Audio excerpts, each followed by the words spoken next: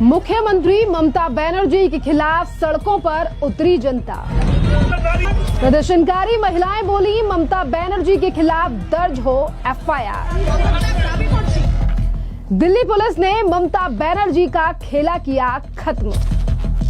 ममता बनर्जी ने दिल्ली पुलिस पर बंगाली परिवार को प्रताड़ित करने का लगाया था झूठा आरोप।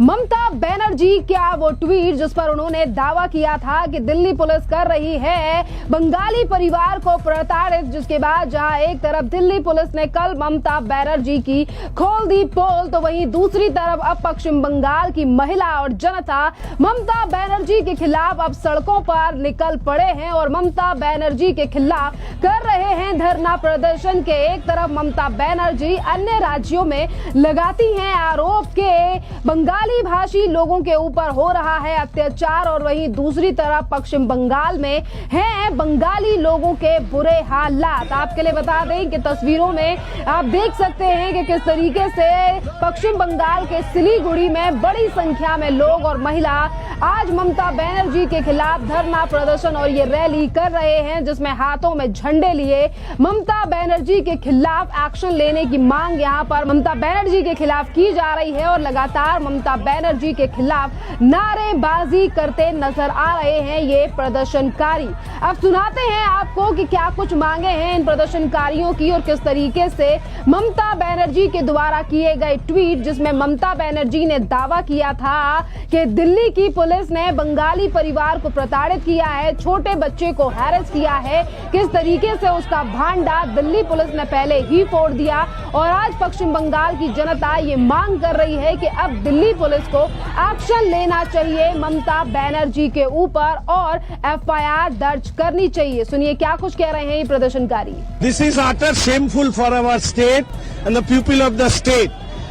Mamata Banerjee, the Chief Minister of Bengal, she posted one fake video to grab the attention of the people of Bengal. And now you can see the tasteless nature of our Chief Minister, that she can use a fake video of a child and his torture to get some credit or some credibility of his statement, of her statement. I think she should be booked under the law, and I hope Delhi police immediately filed one FIR against our chief minister who is doing such kind of nonsense activity from the state. So what was the motive according to you? To justify her statement that Bengali is being tortured outside from the state. This is a fake statement we are saying time and again, and Mamata Banerjee, to justify her statement, she posted one fake video on social media. So now her mouth is open. Every people is understand that whatever she is saying, that is utter lie. See, the question of Bengali, those who can speak Bengali is not Bengali.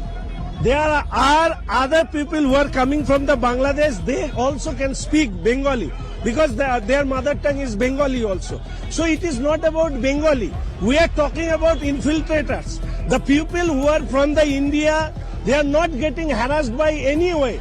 The people whose identity is in doubt, those section who are thinking that the people who are coming from the Bangladesh for their bread and butter, they are questioned, and our chief minister is trying to make some issue through this kind of questioning. So I hope that our chief minister will understand this kind of politics will not give her any kind of benefit. तो आपने देखा कि किस तरीके से आज पश्चिम बंगाल की जनता का गुस्सा लगातार ममता बनर्जी के खिलाफ फूट रहा है।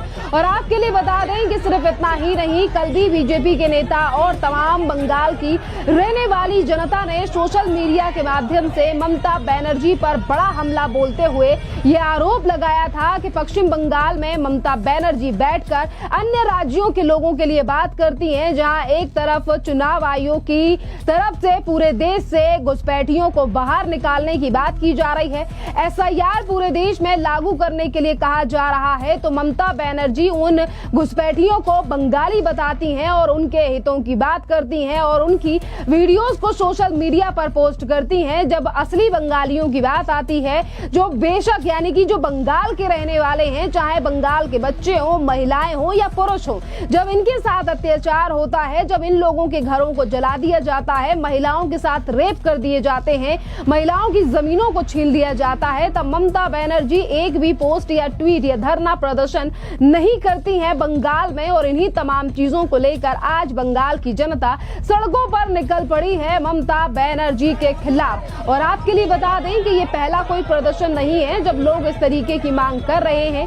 बीते दिनों भी महिलाओं के खिलाफ पश्चिम बंगाल में बड़े अत्याचारों के खिलाफ जनता ने ममता बनर्जी से इसी तरीके के सवाल पूछे थे कि एक महिला मुख्यमंत्री होने के बावजूद में राज्य में सबसे ज्यादा अत्याचार अगर किसी पर होता है, सबसे ज्यादा अगर केसेस सामने आते हैं तो वो महिलाओं के खिलाफ ही होते हैं और महिलाओं के खिलाफ लगातार अपराध पश्चिम बंगाल में बढ़ रहा है। और इसी एसआईआर और बांग्लादेशियों को शरण देना, ममता बनर्जी को जिस तरीके से ममता बनर्जी रैलियां कर रही हैं, एसआईआर का विरोध कर रही हैं, जिस पर कल ही भारतीय जनता पार्टी के नेता अग्निमित्रा पॉल ने प्रेस कॉन्फ्रेंस कर ममता बनर्जी पर निशाना साधा था। सुनिए क्या कुछ कहा अग्निमित्रा पॉल ने अपनी प्रेस कॉन्फ्रेंस में ममता बनर्जी को लेकर। आप जो हुमकी दे रहे हैं ना ममता जी, 2005 में 2006 में यही अनुप्रवेशकारी, यही जो बांग्लादेश से इन्फिल्ट्रेटर्स घुसा था, उसको विरोध में आप बात किए थे। आप ही बोले थे 1 करोड़ अनुप्रवेशकारी घुसा है। लेकिन आज मुख्यमंत्री होने के बाद वोट बैंक का खेल 180 डिग्री टर्न होके आज आप एक शब्द भी आप अनुप्रवेशकारी का खिलाफ में नहीं बोल रहे। आप बोल रहे इलेक्शन कमीशन आप घेराव करेंगे। तो बंगाल के लोगों को समझ में आ गया है आपका ये थ्रेट कल्चर, आपका ये हुमकी देकर कोई आएगा नहीं। एसआईआर जो बिहार में चालू हुआ है, एसआईआर बंगाल में भी होगा और हम लोग को ये उम्मीद है 1 करोड़ के ऊपर अनुप्रवेशकारी बांग्लादेशी रोहिंग्या जो यहाँ पर है, जो आपका वोट बैंक आप बना के रखे हैं, किसी को पंचायत प्रधान, किसी को टेररिस्ट, इन लोग को हम लोग भारत से और बंगाल से बाहर करेंगे।